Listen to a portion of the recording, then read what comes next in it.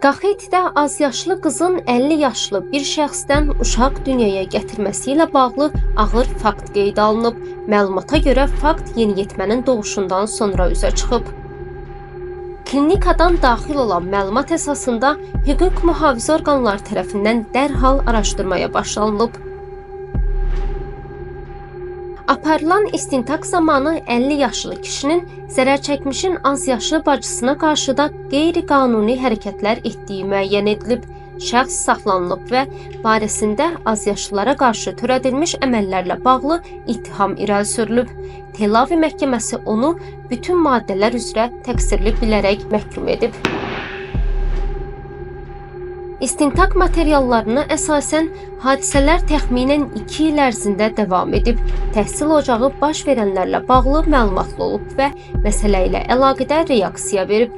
Hazırda zərərçəkmiş bacılar həmin məktəbdə təhsil almırlar.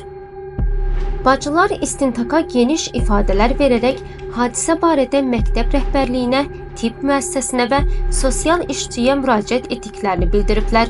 Rustav 2 telekanalının məlumatına əsasən onlar cinayətlərin törədildiyi yerlərdə göstəriblər.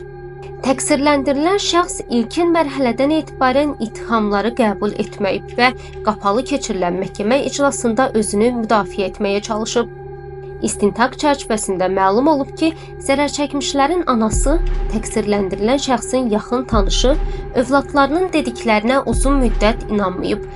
Prokuror bildirib ki, toplanmış sübutlar ittihamların əsaslı olduğunu təsdiqləyir. Tel Aviv məhkəməsinin çıxardığı 17 illik həbs hökmünün Tbilisi Apellyasiya Məhkəməsi tərəfindən də qüvvədə saxlanılması gözlənilir. Apellyasiya iclasının yaxın aylarda keçirilməsi planlaşdırılır. Əldə olunan məlumata görə zərərçəkmiş bacılar və azyaşlı uşağın dünyaya gətirdiyi körpə hazırda təhlükəsiz məkanda yerləşdirilib və müvafiq dövlət qurumlarının nəzarət altındadır.